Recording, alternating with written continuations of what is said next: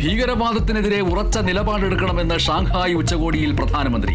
ഭീകരവാദം മാനവരാശിക്ക് ഭീഷണിയെന്ന് മോദി. പഹൽഗാം ആക്രമണത്തെക്കുറിച്ചും പരാമർശം.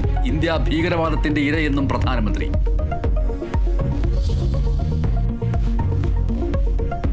രാഹുൽ മാങ്കൂട്ടത്തിൽ MLA കോൺഗ്രസിൽ നിന്ന് 6 മാസത്തേക്ക് സസ്പെൻഡ് ചെയ്തതിൽ എ ഗ്രൂപ്പിന് അതൃപ്തി. ലൈംഗികാരോപണം ശരിവെക്കുന്നതിന് തുല്യമായി പോയി നടപടി. വിശദീകരണം പോലും ചോദിച്ചില്ല എന്ന് വിമർശനം. പാർട്ടിയുടെ മുഖം രക്ഷിക്കാൻ കഴിഞ്ഞുവെന്ന് VD സതീശൻ അനുഭാവികൾ.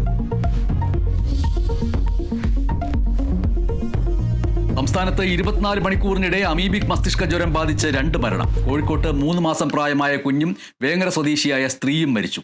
രോഗബാധയുള്ളത് 3 ജില്ലകളിൽ. ജാഗ്രത ശക്തമാക്കി ആരോഗ്യവകുപ്പ്.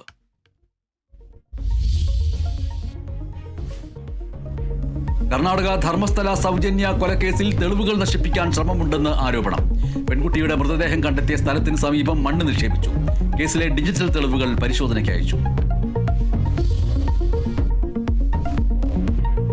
സംസ്ഥാനത്ത് വാണിജ്യ ആവശ്യത്തിനുള്ള പാചകവാതക വില കുറഞ്ഞു. വാണിജ്യ സിലിണ്ടറിന് കുറഞ്ഞത് 50 രൂപ 50 പൈസ.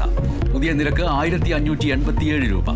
ഗാർഹിക ഉപയോഗത്തിനുള്ള സിലിണ്ടർ വിലയിൽ മാറ്റമില്ല.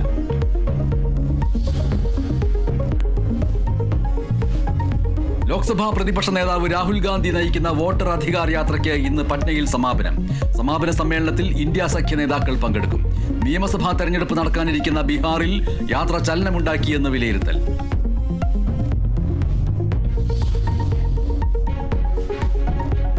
ഇംഗ്ലീഷ് പ്രീമിയർ ലീഗ് ഫുട്ബോൾ ടൂർണമെന്റിൽ ആഴ്സണലിനെ തകർത്ത് ലിവർപൂൾ. ജയമെതിരില്ലാത്ത ഒരു ഗോളിന്.